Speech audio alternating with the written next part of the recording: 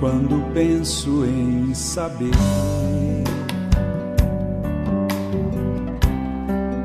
quem me fez sofrer assim, na verdade, boa reflexão para um domingo que antecede o Natal aqui no Leandro, e que vale para que nós reflitamos de que o trabalhador da última hora não se entende o que chegou na última hora, mas aquele que por algum motivo não pôde chegar cedo, porque se assim não fosse, todo preguiçoso, todo retardatário seria por isso mesmo beneficiado, e não é essa a mensagem que Jesus propôs no Evangelho. Vamos fazer uma prece e logo em seguida daremos continuidade às nossas atividades. Deus, Pai de amor, sabedoria e bondade, aqui estamos novamente nos entregando a Tua bondade e misericórdia, pedindo e contando com o Teu envolvimento, para que tenhamos toda a força e sabedoria para vivermos em grandiosidade. Ampara-nos a todos nós, e ampara todos aqueles que têm relação conosco, direta ou indireta, agradável ou desagradável, porque se todos somos filhos do Pai, todos estamos sob a mesma solicitude e, portanto, merecemos todas as bênçãos.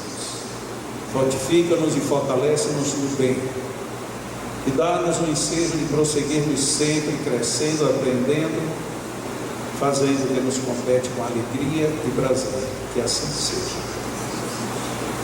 Na nossa reunião de hoje nós teremos no primeiro momento a presença do nosso coral, que se preparou muito bem para nós. Eu esperava inclusive que tivesse mais gente aqui para desfrutar do que eles vão nos apresentar.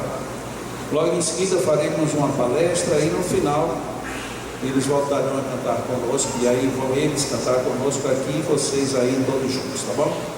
Então, que venham os coralistas, para que eles já se sintam bem, então a gente aplaude.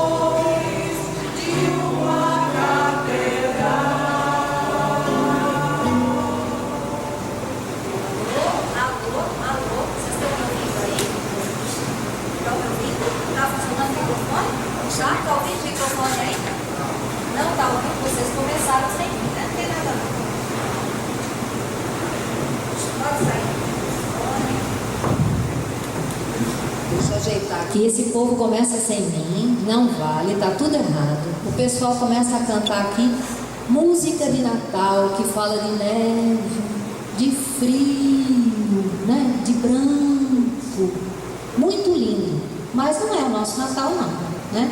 Vocês lembram que a gente combinou, que a gente veio todo colorido aqui, todo mundo bonitinho, porque aqui a gente mora num país lindo, num estado lindo, que tem uma capital que chama Natal. Aqui, gente, aqui a gente não pode cantar Natal branco.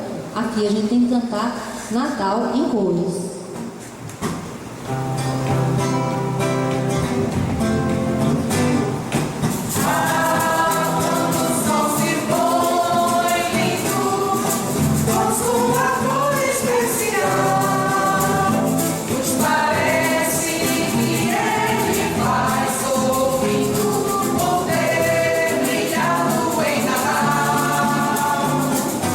Cada minha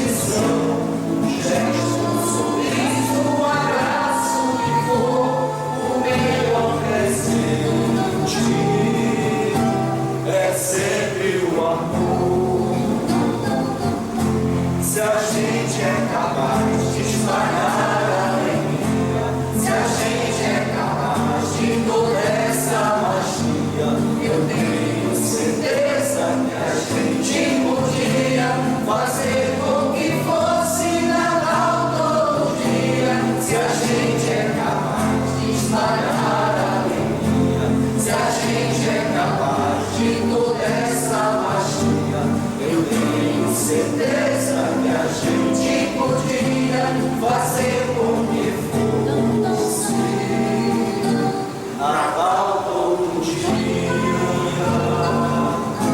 Natal todo dia, Natal todo dia, Natal todo dia, Natal todo dia, Natal todo dia, Natal.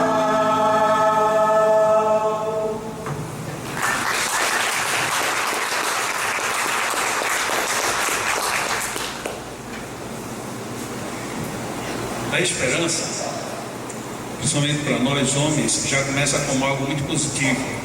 É um substantivo feminino. Como é um feminino a esperança, portanto, ela é cheia de manhas. Muitas vezes a gente tem dificuldade exatamente por isso. O feminino, ele é manhoso de uma forma produtiva e feliz. A esperança também. Mas nem sempre a gente consegue se relacionar muito bem com a esperança. Se nós vamos ao dicionário, o Wise, por exemplo, ele dá 6 definições para a esperança. Nós tomamos 4 aqui. Primeiro, a esperança é um sentimento de quem vê como possível a realização daquilo que deseja. É uma confiança em coisas boas, fé. Esse é o primeiro conjunto de definições dado pelo Wise. Logo em seguida ele fala de que esperança é uma expectativa, é uma espera. Particularmente eu tenho restrições a considerar a esperança como espera, porque espera é atitude acomodativa e a esperança pede movimento.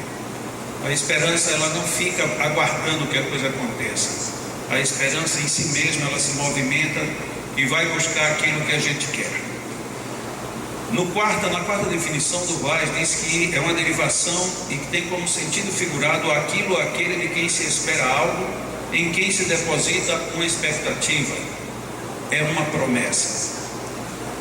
Ou seja, a esperança ela sai agora de nós e passaria para a gerência, a administração de outrem. Isso não é muito bom, porque aquilo que eu não domino, eu jamais terei condições de ter sob a minha dependência. E sentimentos, eles têm que estar fundamentados dentro da própria alma. Se nós não temos uma estrutura de fundamentação íntima, fica difícil nós depois queremos dominar essa situação. A esperança, quando ela é colocada como espera, ela foge disso. E fica difícil exatamente termos a esperança, porque é uma espera pelo quê, pelo quem, pelo quando, pelo onde, pelo de que forma. Na proposta espírita, e nós vamos vê-la em seguida, a esperança é algo que tem que ter um bom fundamento, seja de partida, seja de chegada. Não pode a esperança ser alguma coisa que está em algum lugar e que tenha alguma administração que não corresponde a quem queira de fato resolver. Por isso, esperança como promessa é de fato um sentido figurado, porque na essência a esperança não é isso. E ainda dentro do sentido figurado, o Wise define como sendo algo que não passa de uma ilusão. Por que uma esperança não passa de uma ilusão? Porque a esperança ela não tem fundamentação. Toda a esperança que sente em si própria a falta de uma base, ela por isso mesmo ela passa para um sentido de desilusão, de menosprezo, de inexistência. Quando particularmente eu estudava para escrever o livro A Cura da Depressão pelo Magnetismo, me chamou muito a atenção o aspecto de que a falta de esperança é o elemento único que está em todo tipo de observação que alguém faça acerca da depressão. Todo depressivo, de alguma forma, ele pode ter qualquer causa emocional, causa endógena, causa psicológica, causa espiritual, causa do que seja. No fundo, a raiz está numa perda de esperança. Ora, como nós pensamos muito pouco em esperança, nós terminamos não tendo esperança. Nós temos isto que foi colocado no 5º item do Ruais: uma promessa, ou a espera de alguma coisa que a gente não sabe o que é, nem de onde vem, nem por que vem. E a depressão, então, ela se configura num estágio ruim da vida, que tem por causa um desespero, na maioria das vezes um desespero interior, e que se exterioriza ao longo da vida pela desesperança, ou seja, não temos esperança. Daí ficar a vida sem alimentação, sem sentido, sem absolutamente nada. Paulo, quando escreveu aos Coríntios, no seu capítulo 13, ele fala da fé, da esperança e da caridade. Essas 3 virtudes permanecem, mas dentre elas a mais excelente é a caridade. Então nós já temos ali na Bíblia, no Novo Testamento, especificamente na Epístola de Paulo aos Coríntios, na sua primeira epístola, essa referência de um vínculo muito forte entre fé, caridade e esperança. O estranho é que religiosa e filosoficamente a gente sabe o que seria a caridade, a gente imagina o que seria a fé, mas a esperança ela caiu no desespero. A gente não fomentou a esperança. O que é a esperança? A esperança é ter fé em Deus. Não, ter fé em Deus é fé. Não, a esperança é a gente fazer o bem, e isso é caridade. O que é esperança? E de repente parece que fugiu.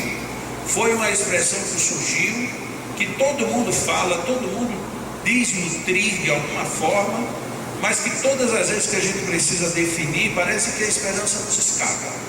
Pior de tudo, não é ela escapar por definição, é ela escapar por falta de vivência. A gente não vive a esperança, a gente não fomenta, a gente não entende, a gente não favorece para que isso seja um fato real. Na caridade, a gente confunde muito caridade com doar de qualquer maneira. A primeira grande diferença na caridade é entre o doar e o doar-se. Porque doar, qualquer pessoa doa até para se livrar. Mas doar-se é uma outra essência. Eu me dou, eu me entrego, eu faço, eu sirvo, eu sou útil. Para quem? Para tudo e para todos, inclusive para mim mesmo. Porque às vezes a gente faz uma caridade equivocada, faz o bem sem perceber que o bem que você está fazendo lhe alivia a consciência, mas onera o recebedor. Ah, mas eu já fiz a minha caridade. Eu fiz sem pensar, eu dou porque tenho que dar, eu ajudo porque tenho que ajudar. Então você não parou para entender ainda o que é dar, ajudar, fazer. Mas a gente de alguma forma elabora raciocínios, teorias e práticas em cima da caridade. Quanto à fé, a gente já começa a ter um pouquinho de dificuldade. Tenho aqui alguns trechos que iriam ser projetados, como não estão projetados, eu vou lê-los. Os trechos da obra espírita, principalmente de Allan Kardec, e dele basicamente. No Evangelho, no capítulo 19, tirei 2 citações. No capítulo 19, no item 11, Allan Kardec anota assim: a esperança e a caridade são corolários da fé e formam com esta uma trindade inseparável. Aquilo que a gente já vinha aproveitando de Paulo. Então, a caridade e a fé, a caridade e a esperança, ela tem um apoio na fé, ela tem um ponto de partida na fé. Mas então por que a fé não fomenta a esperança na ordem prática do nosso dia a dia? Onde é que a gente tem falhado na interpretação da fé? E ele continua no texto, fazendo agora uma interrogação. Não é a fé que faculta a esperança na realização das promessas do Senhor? Nesse momento a gente para sinceramente e diz assim: bom, a fé faculta a esperança. Mas que fé? Como é que a fé pode me dar esperança? Porque se a gente não entende isso, essa frase ela fica sem efeito. A fé favorece para a esperança. Como? Ah, eu tenho fé em Deus e que vai acontecer. Como? Ah, não, porque Deus está olhando para mim. Sim, mas Deus está olhando para todos. Deus faz que chova sobre os bons e os maus, e que faça sol, que o sol se levante para justos e injustos. Então ele está olhando para todo mundo. Ter fé em Deus é esperar que Ele olhe exclusivamente para mim, era querer excluir a humanidade. Onde é que a gente se sustenta na fé? Mas continuemos. O espírito que estava comentando isso para Allan Kardec chama-se José. E ele então coloca uma segunda pergunta: Se não tiverdes fé, que esperareis? Opa, agora parece que fica uma dica. Então eu tenho que ter uma fé que gera e, portanto, favorece uma expectativa. Então já não é aquela fé abstrata, eu tenho fé em Deus. Sim, fé em Deus. Como? De que maneira? Eu tenho fé em Deus de que meu time vai ganhar. Mas será que Deus está preocupado com o time que vai ganhar e que vai perder? Eu tenho fé em Deus de que nós vamos superar essa crise. Ok, como é que a gente vai operar a crise somente esperando por Deus? Então, se é por Ele, então foi Ele quem criou a crise. Não, mas quem é que vai criar a crise? Como é que a gente vai contornar a crise? Qual é o meu envolvimento na crise? Não é a fé que dá o amor? Pergunta ainda José, levando agora a fé para o nível da caridade. Ele faz duas questões sobre a esperança, duas sobre caridade. A que dá o amor é a fé. Se não tendes fé, qual será o vosso reconhecimento e, portanto, o vosso amor? Então o Espírito de José me coloca 4 questões, duas que implicam com a esperança, duas que implicam com a caridade, como colocando na base, na sustentação de tudo a fé. Mas às vezes a gente tem dificuldade por vários motivos, que a gente se acomoda muito rápido. Paulo diz que das 3 a mais excelente é a caridade. A mais excelente dentro do enfoque que ele quis dar. Eu não sei se ela de fato é a mais importante, porque tem muita gente que quer tomar atitudes caridosas, mas são descaridosas em todos os outros momentos. E muitas vezes uma pessoa que nem pensa em fazer caridade, mas que age com determinação e fé, faz uma caridade sem se pronunciar como tal. Afinal de contas, o que é maior? E o que tem esperança, tanto pessoal quanto para a sua família, como é esperança universal.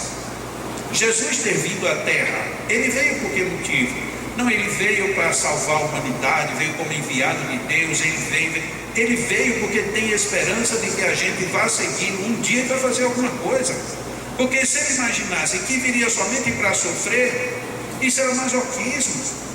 Ninguém precisa estudar muito não. Jesus era um masoquista. Ele veio porque queria ser crucificado, ser negado por todo mundo e sofrer até não querer mais. Mas ao contrário disso, ele valorizou o esforço, e nós vamos vendo na sequência. Já no mesmo capítulo 19, no item seguinte, no item 12, aí a gente consegue entender bem o que era que José estava dizendo no item 11. É engraçado fazer daqui um parêntese, que nós temos o hábito de estudar de uma forma geral. Qualquer coisa que a gente estuda, a gente quer estudar em bloquinho. Eu quero estudar este assunto, neste capítulo, deste livro, deste autor. E aí a gente começa a tirar todas as conclusões do mundo ali. E perdemos as conexões. Aqui, esse capítulo anterior, o item anterior, nos predispôs ao entendimento da esperança. Colocou a esperança agora num sistema apoiado junto com a caridade sobre a fé. Então, para que eu chegue na esperança, eu tenho a obrigação de entender a fé. E foi no item 12 que veio a melhor de todas as definições de fé que eu aceito como tal. Diz o texto lá no meio do texto: entretanto, o Cristo que operou milagres materiais, portanto, o Espírito que estava comentando, ele não quis tergiversar sobre milagres hipotéticos, milagres transcendentais, não. Falou dos milagres materiais, ou seja, das manifestações físicas. O Cristo que operou esses milagres mostrou por esses milagres mesmos o que pode o homem quando tem fé. Isto é, aqui está a explicação de fé do Espírito. Jesus fez milagres materiais e mostrou que é possível fazer isso com fé. E o que é fé? Fé é a vontade de querer. E essa expressão, vontade de querer, Allan Kardec colocou em itálico para chamar a atenção, para não dizerem que ele não queria dizer isso. Fé é a vontade de querer e a certeza de que essa vontade pode obter satisfação. Agora está começando a chegar o que José tinha dito. Então é preciso que eu tenha fé para ter esperança. Então o que é que eu preciso para ter esperança? Ter fé. E o que é ter fé? É ter vontade de querer e ter a certeza de que com essa vontade eu vou obter a minha satisfação. Agora me implicou no processo. eu tenho uma ação a desempenhar, eu tenho algo a fazer, eu não posso simplesmente esperar. É totalmente diferente dessa ideia meio acomodada de eu vou ficar esperando para ver o que acontece. No livro dos Espíritos, quando Allan Kardec trata da reencarnação, ele na questão 171, ele coloca algo bem relevante para a gente. A doutrina da reencarnação, isto é, a única que corresponde à ideia que formamos da justiça de Deus para com os homens que se acham em condição moral inferior. Será que dá para a gente perceber isso? A única que corresponde à ideia que formamos da justiça de Deus.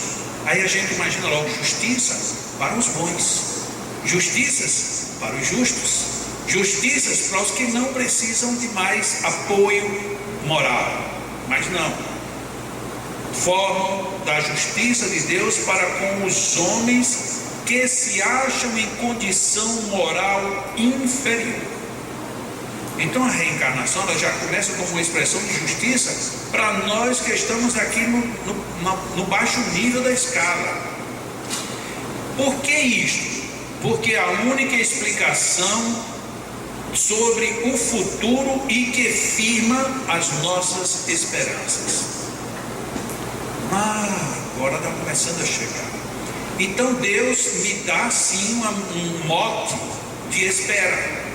Na esperança, como? Quando ele diz, se você não fizer, se você não suportar, se você não for até o fim, você vai ter outra oportunidade. E vai ter tantas quantas, porque você vai ter que chegar lá. Às vezes nós como pais ficamos dificultados para dar educação aos filhos.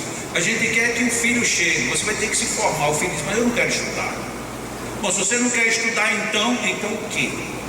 E aí nós entramos numa situação difícil. O que eu faço agora? Meu filho não quer estudar.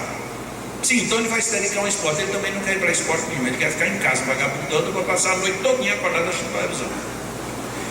Aí o que eu vou fazer? Vou colocá-lo num colégio interno, mas ele não quer estudar, ele vai para o colégio interno, não vai dar trabalho. Bom, então ele não vai sair de casa. Bom, não vai sair de casa, você vai ter aborrecimento de manhã, de tarde, de noite, de madrugada. Bom, então eu vou...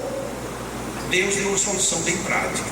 Como a vida não é um dia, nem é um instante, e se você não quer nessa, você vai ter outra.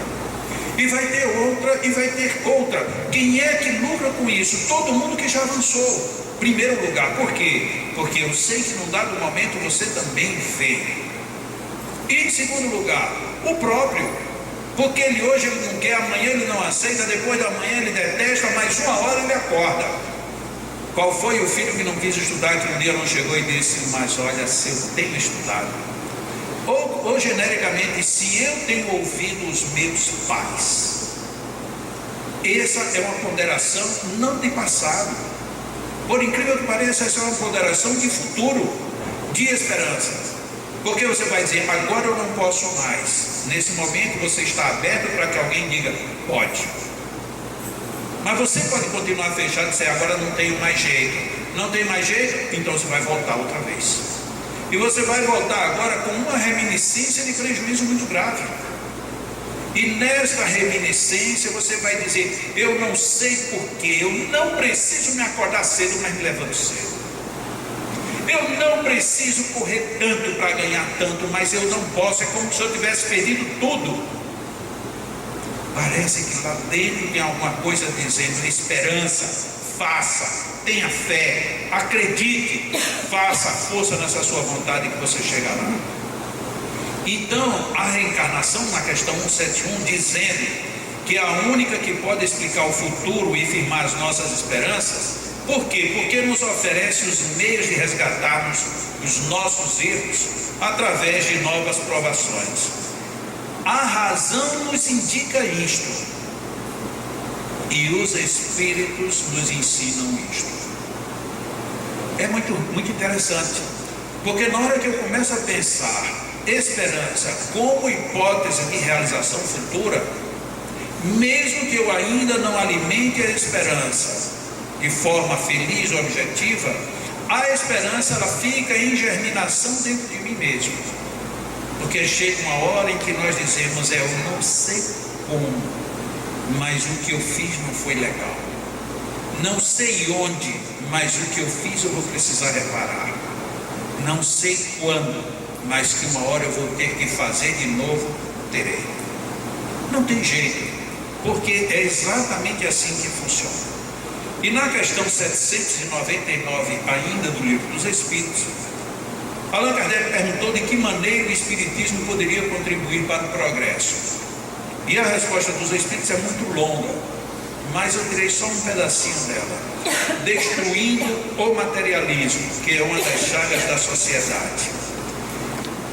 Destruir o materialismo. E depois ele continua nos comentários: por que isto? Por que a destruição do materialismo? Porque o materialismo, ou seja, quanto mais materializado nós ficamos nos nossos princípios éticos e morais, menos temos possibilidades de ver a parte essencial da vida.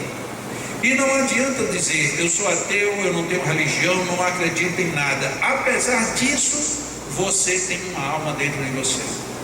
Você tem uma essência que você sabe não é fruto de fisiologismo apenas. É algo que você, quando vai parar para pensar, se é que a gente para, a gente diz assim: mas espera aí, eu não acredito em nada. Mas como é que eu, sendo o que eu sou, não acredito em nada? Porque se eu não acredito em nada, eu não acredito em nenhuma pessoa, eu não acredito em ninguém. Eu digo: quer dizer então que o mundo todo só sou eu? Então as pessoas existem para complementar meu mundo.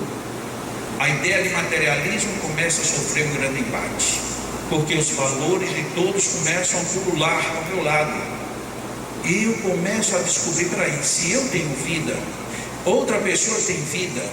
E isso não é só fisiologia, tanto não é que eu me emociono. E a gente vê não só as emoções, como as mudanças emocionais, até mesmo de locais, de regiões, de países, de povos. Nós latinos, brasileiros, somos latinos. Os latinos normalmente são considerados indivíduos extremamente emocionais, para todos os sentidos, inclusive no sentido ruim. Tanto que quando a gente vê televisão aí, os canais que abordam crimes, a maioria dos crimes são emocionais. Porque você me traiu, porque eu não aceito você ir embora, porque eu não aceito que você tenha me despedido. Não é por eu ter perdido o emprego, é por você ter me despedido. É uma questão emocional. Já em outros lugares a gente vê que a emoção está totalmente suplantada, como se isso fosse melhor. Não, porque aí você não tem mais a emoção, mas agora você tem uma razão bruta. O equilíbrio vai ser necessário fazer. O materialismo, quanto maior, mais ele dificulta.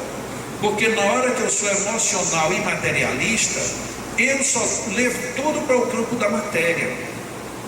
Levo tudo para o restrito campo do posso, tenho, quero, é meu. Quando o mundo não é necessariamente formatado desta maneira.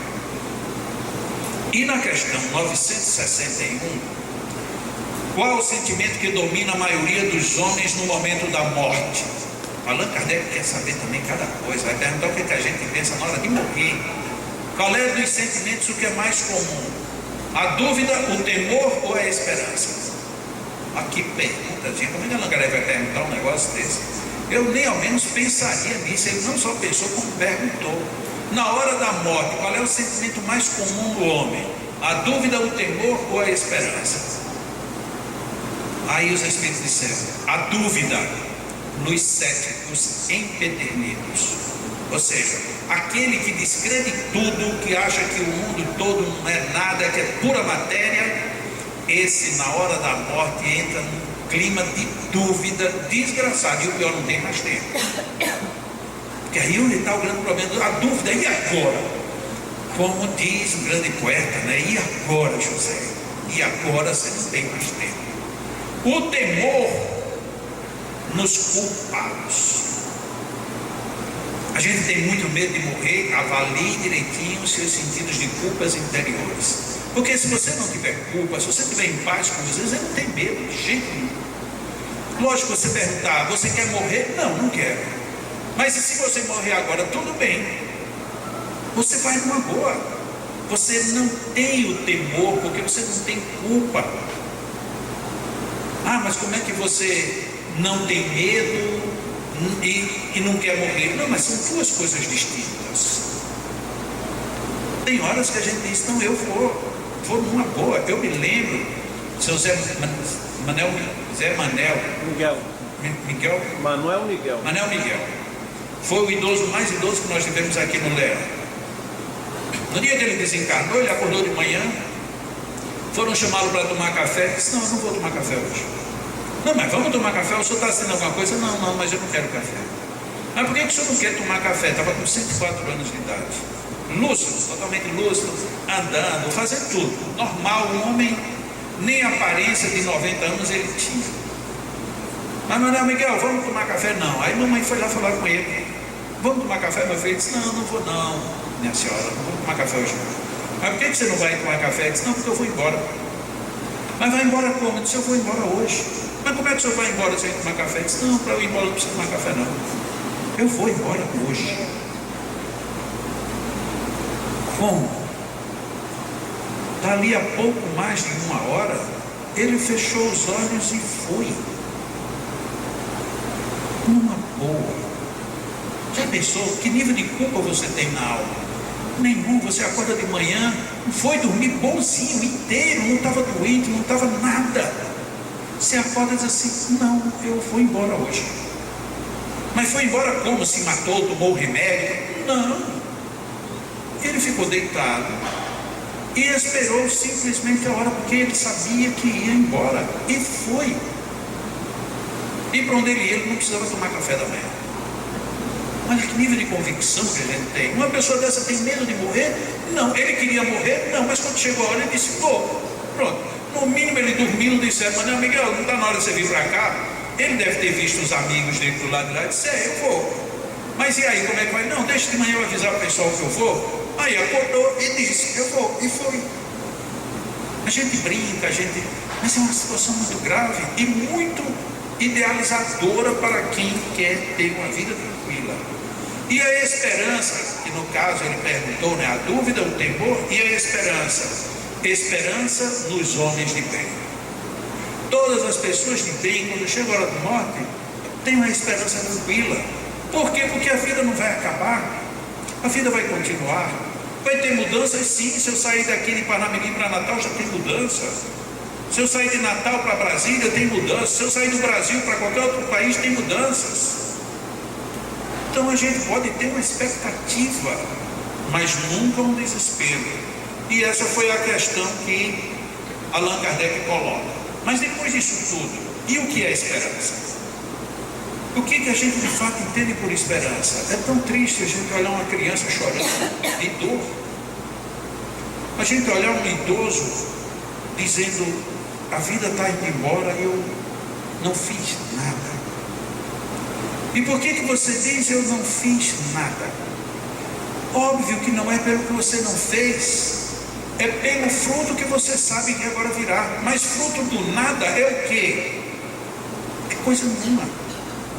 E onde é que eu vou colher isto? Aonde quer que eu esteja, para onde quer que eu vá. Por isso é que a esperança, muitas vezes, ela se transforma num desespero, pela falta do que foi feito. E afinal de contas, o que é que nós esperamos? O que é que nós esperamos encontrar? Muitas vezes nós esperamos o paraíso. Ah não, essa vida daqui foi tão difícil que eu mereço o paraíso. Muito bem, então vamos lutar por isso. Mas e se no lugar do paraíso vier uma coisa pior? Você está preparado para isso? Tem uma frase de Platão que é bem aplicável ao dia de hoje. Platão disse, não espere por uma crise para descobrir o que é importante na sua vida. Olha, Platão disse isso antes de Jesus. Então vem de longe e se lida com crises. Mas aí a gente espera uma crise para poder fazer um balanço na vida. Ah, meu Deus, se eu soubesse, não, você sabia.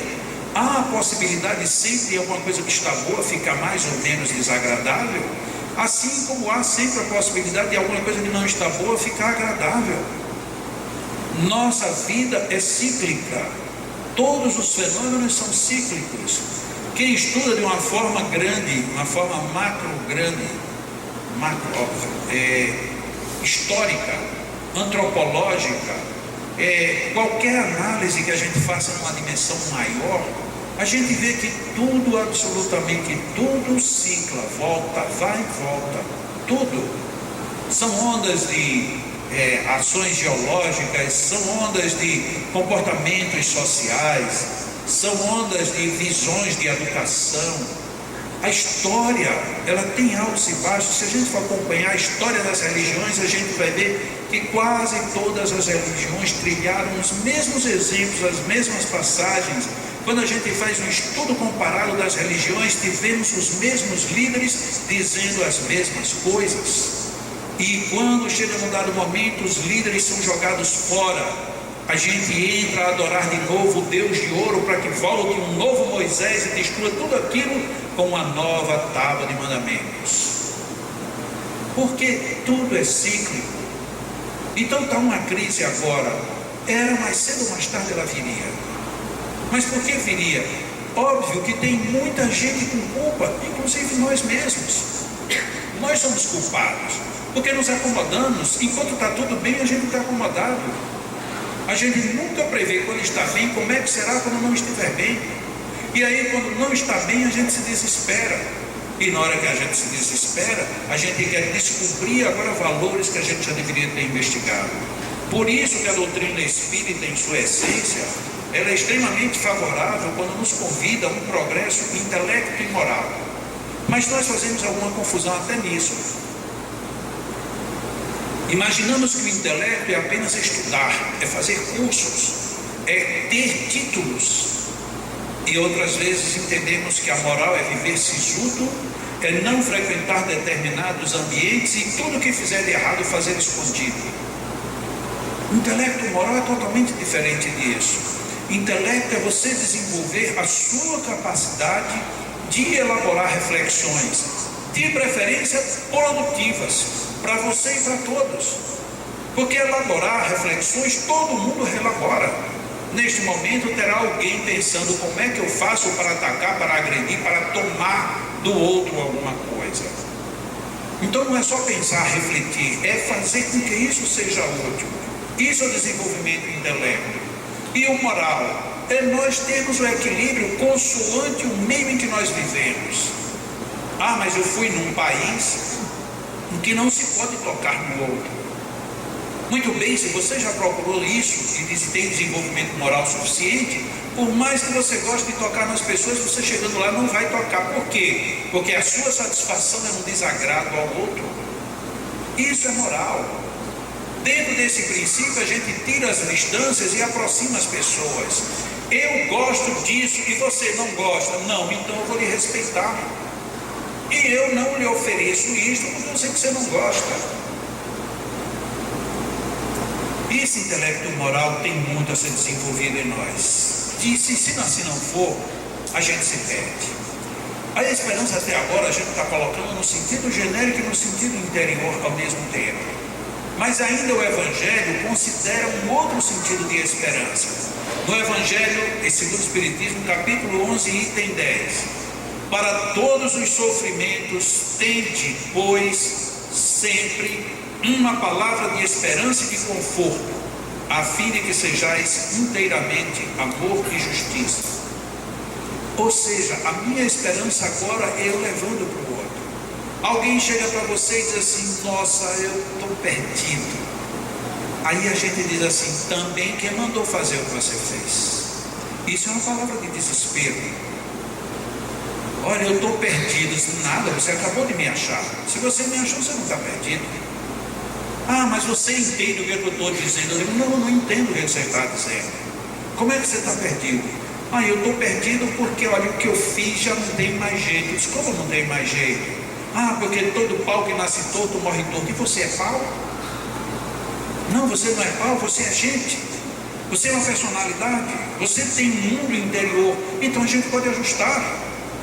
Ah, mas é muito difícil. Agora aí é outra história. Ser muito difícil é verdade. Dizer que não muda é outra coisa. Mas por que você acha que é muito difícil? É muito difícil porque eu não tenho coragem de agora ir dizer para a pessoa: ah, você não tem coragem. Então tá bom, então vamos, o que você tem? Se você não tem coragem, você é um. Aí a gente não diz a palavra, porque dói. Eu digo que não tenho coragem, mas não digo que eu sou um covarde. Não, mas por que você não vai?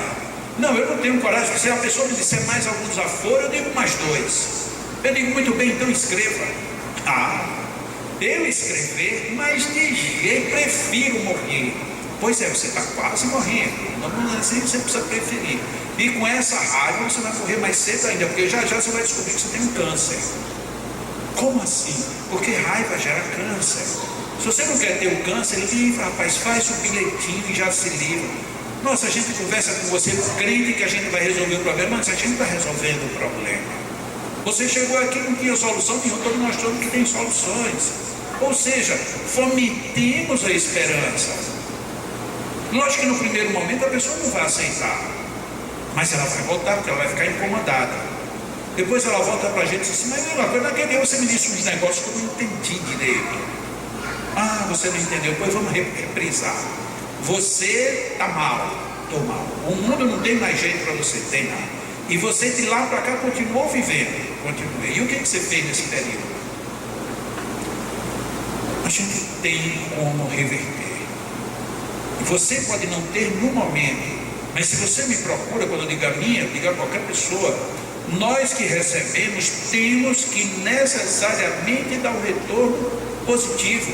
É como nós atendemos o Evangelho no sentido de dar-nos esperança.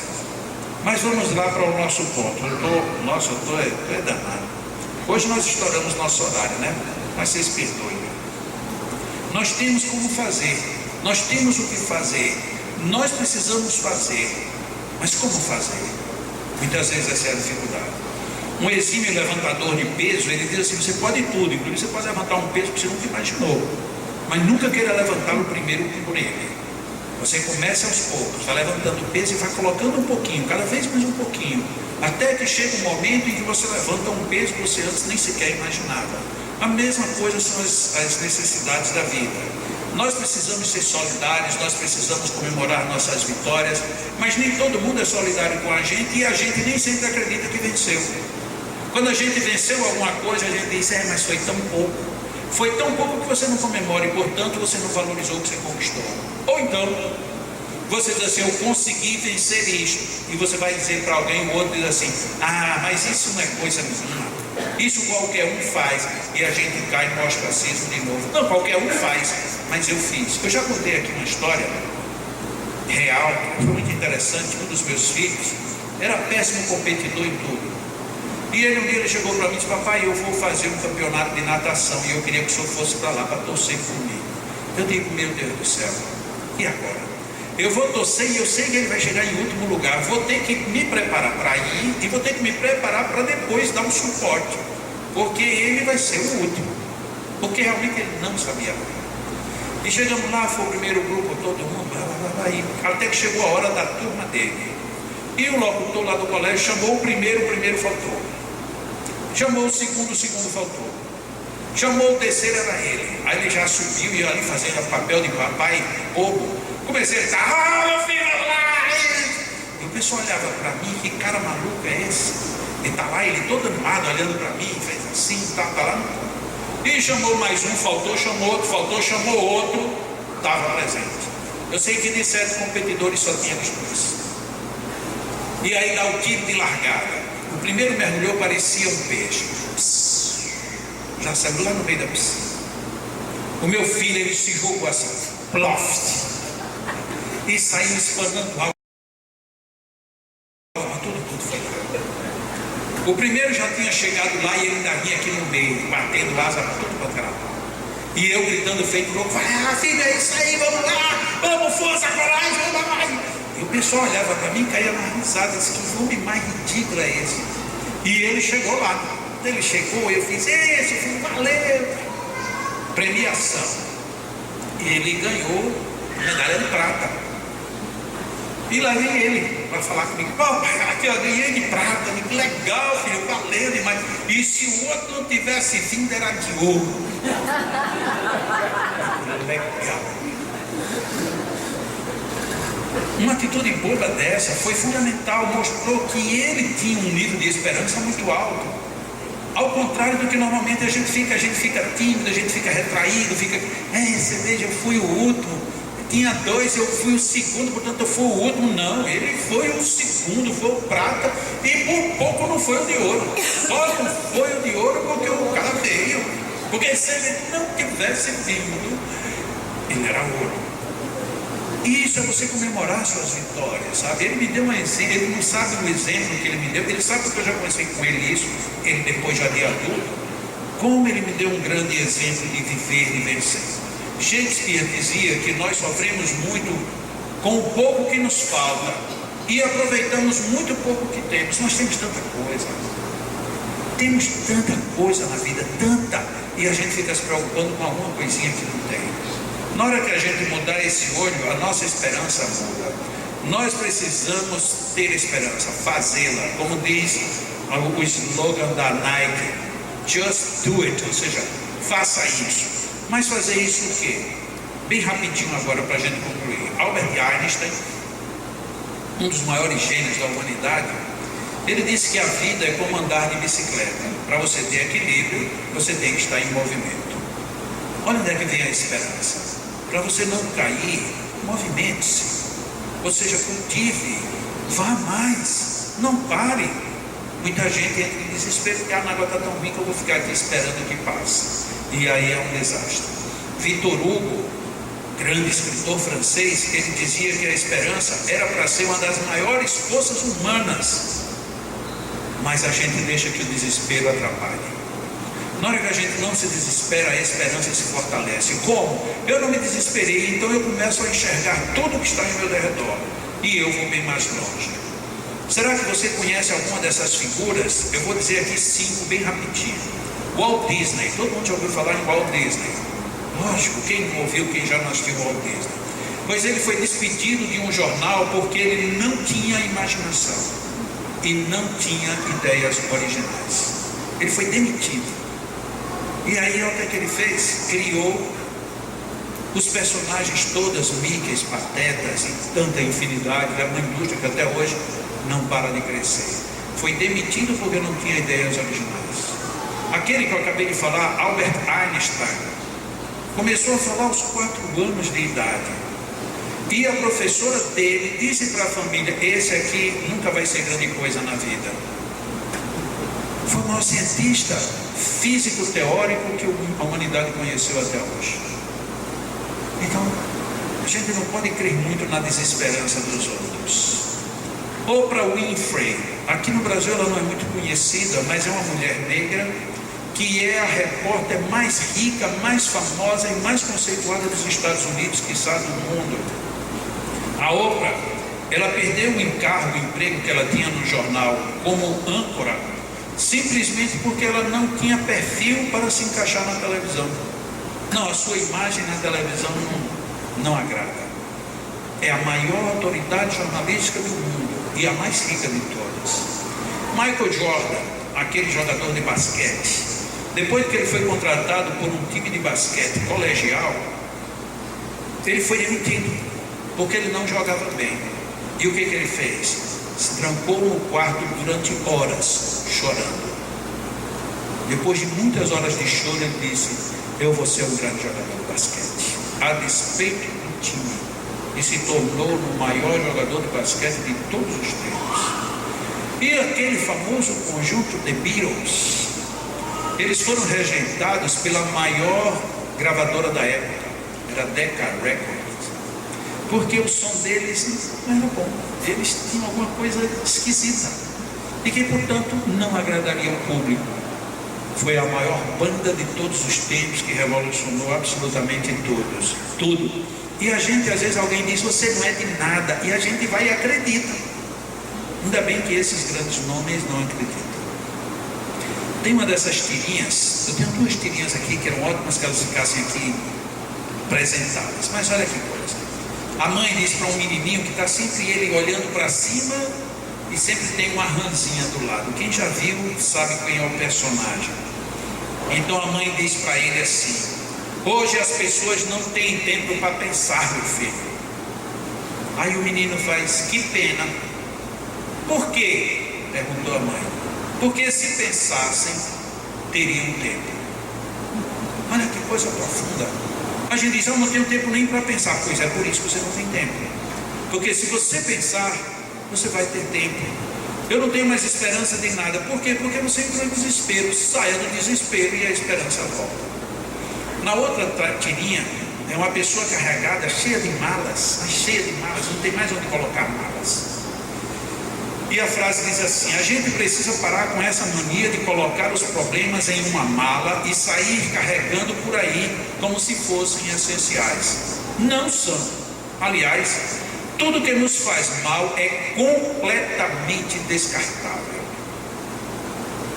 Mas a gente sabe disso. Quando a gente lê uma frase dessa, diz: mas não é verdade? É, e por que você não acredita nisso? Não, eu acredito. Então por que você não faz isso? Por que você está tão cheio de problemas? Que tem gente que se curva e diz que o problema é de escoliose, é de coluna. Não, é de problemas. Tira os problemas que você vai ficar inteirão. Dona Dagmar aqui, ela tinha problemas que pouca gente tem noção dos problemas que ela tinha. Mas ela andava toda beterrida, né? Parecia que tinha engolido um cabo de vassoura.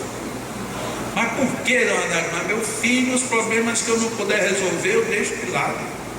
Eu não tenho que estar carregando problemas. Eu tenho que estar procurando as soluções. E é exatamente o que nós deveríamos fazer. Agora, sugestões bem práticas, bem objetivas e bem rápidas. Preste muita atenção no que você pensa. Como assim? O que você pensa? Preste atenção no que você anda pensando. E mais ainda no que você fala. Substitua o pensamento negativo por um positivo. Quando? O mais rápido que você puder.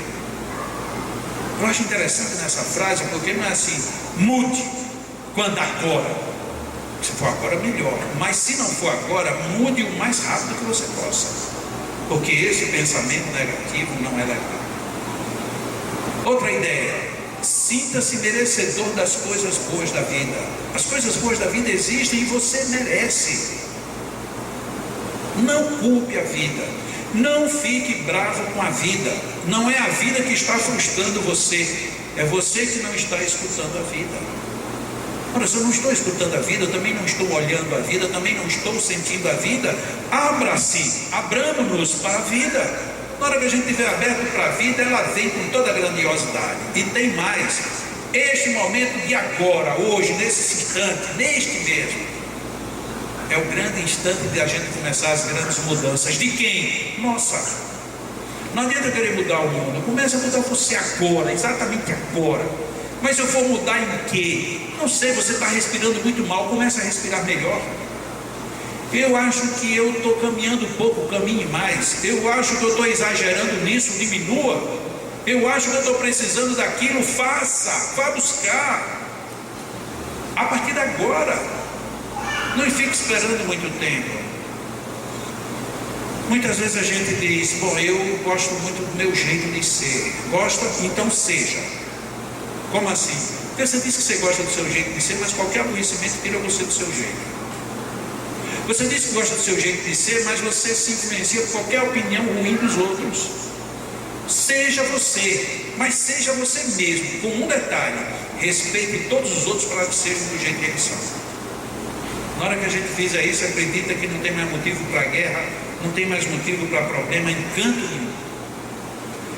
Se no que você acredita é no que você se transforma, acredite então no melhor. Sempre. Por isso é que aquela primeira tem: cuidado com o que você pensa. O que você pensa muito é o que você acredita, é nisso que você vai se transformar. Se você tem pensamentos negativos: não posso, não consigo, não sou isso, não valho, não vai servir nada. E para resolver isso, tem algumas dicas bem curtinhas. Sorria. Sorria. Eu estou dizendo sorria, ninguém sorri. É difícil a gente sorrir. Não, mas ninguém contou uma piada assim, mas não está falando piada, sorria. A vida pede que a gente sorria. Sorria. Ah, mas eu não tenho motivo para sorrir. Então você tem motivo para ficar de cara amarrada? Não, então sorria. Sorria. Por outro lado, saiba ficar em silêncio. Tem momentos que você precisa ficar em silêncio. Para que silêncio? Para se ouvir. Exercite o corpo, todo mundo diz, e a alma, acrescentamos. Porque o problema não é exercitar só o corpo, a alma também precisa de exercício. E no exercício da alma, conselho capital: não se compare. É uma das maiores tristezas do ser humano, é ficar se comparando. Viu fulano, se fosse eu, não vá nessa. Você é você. Faça o que você pode e faça cada vez melhor, mas não se compare. Por exemplo, aqui tem alguns homens, vamos de lá para embaixo olhando assim: eu queria ser tão bonito como Jacó. Não tentem, não tentem. Sejam quem vocês são, que já está bom demais. Não se compare de jeito nenhum. Medo todo mundo tem medo. A gente precisa só vencer. Vença o medo. Aquele que der forças para você ir vencê-lo, encará-lo, passar por cima, vá. Mas o outro que você diz: esse aqui eu não consigo, desvie. Mas vença o medo. Não fique preso nele. Pacifique tanto a você como aos outros. Sugestão que aparentemente é religiosa, mas não é fundamental na vida: reze. Reze e reze. Ore com confiança, com fé, com força, com intimidade. Isso é fundamental. Perdoe-se e peça perdão. É outro grande fundamento da vida. E por fim, agradeça. Agradeça por tudo. Porque tudo tem uma função na sua vida. Tudo tem uma função útil para nós. Desistir diante de crise é fácil, qualquer um faz isso. O difícil é a gente vencer a crise.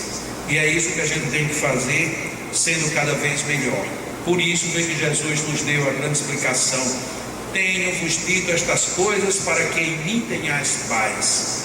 No mundo tereis tribulações, mas tende bom ânimo, eu venci o mundo. Essa é a grande esperança. Ter perseverança, continuar, acreditar, ter bom ânimo, porque um dia nós chegamos lá. Como vai chegar aqui agora o coral para a gente cantar a música de encerramento? Eles vão cantar, que vem. Mas eu gostaria que todo mundo que saiba a letra cante junto conosco. Que tal a gente cantar Vem? Quem chegou aqui cedinho já ouviu o ensaio deles. O ensaio foi de primeira. Aí a gente agora vai todo mundo junto.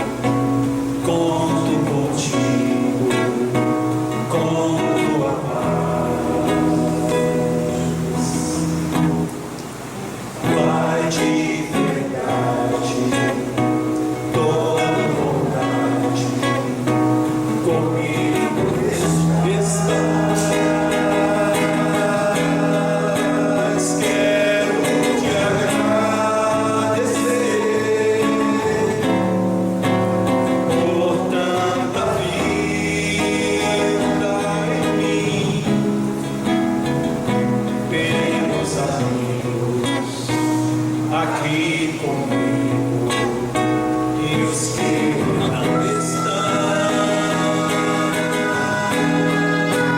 Graças te dou, meu Pai, por tanta luz, enfim, sempre contigo.